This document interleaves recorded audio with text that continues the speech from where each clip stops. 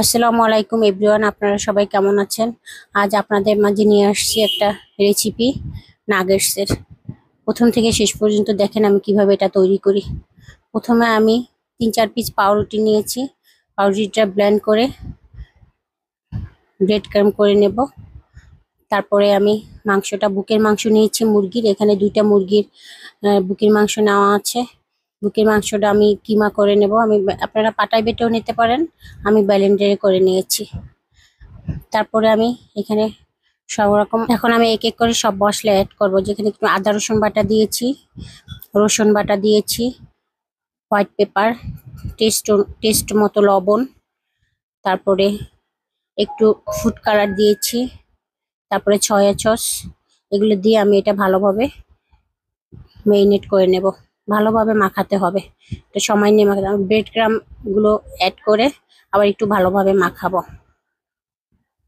Bread ক্রাম্বটা দিলে হয় কি, এটা একটু হয়, আঠালো ভাব হয়। তারপরে আমি অন্য একটা বাটিতে 2টা ডিম, সামান্য পরিমাণে কর্নফ্লাওয়ার, গুঁড়ো দুধ মিলিয়ে ভালোভাবে মিক্সড করে নেব, যেন দানা দানা না থাকে।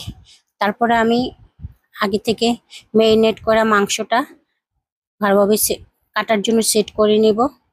স্কোয়ার আকারে করব, যেন ভালোভাবে পিসগুলো যেন সুন্দর হয়। ভালোভাবে নাগেটসের শেপ দিয়ে আমরা ওটাকে কেটে নেব।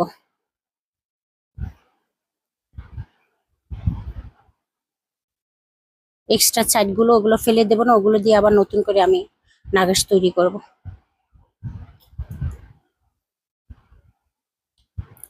এটা ভালোভাবে একটু চেপে চেপে দিবেন, যেন ভাজার সময় খুলে না যায়। আমি এক এক করে সব নাগেটসগুলো কেটে নিলাম। এখন আমি প্রথমে লাল ব্রেড ক্রাম্ব নিয়েছি আলাদা একটা বাটিতে। এখন আমি নাগেটসগুলো ডিমে চুবিয়ে তারপর লাল ব্রেড ক্রাম্বসে ভালোভাবে চুবিয়ে তারপরে আমি 1 ঘন্টার জন্য ফ্রিজে রেখে দেব, ভাজার সময় যেন খুলে না যায় আর ক্রাম্বসগুলো যেন তেলে ভেসে না থাকে। এখন আমার 1 ঘন্টা পরে আমি এগুলো ভেজে নেব। দেখেন কি সুন্দর কালার এসছে। ভাজার পরে অনেক মুচমুচে ভাব ছিল, ভাজা হয়ে গেছে।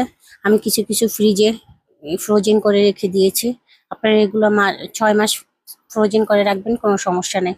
পরে যখন বাচ্চাদের টিফিনে দরকার বা বিকেলে নাস্তার দরকার, তখন বের করে ভেজে ভেজে আপনারা খেতে পারবেন। বাস হয়ে গেল আমার নাগেটস। আমি সহজভাবে রেসিপিটি আপনাদের মাঝে শেয়ার করলাম।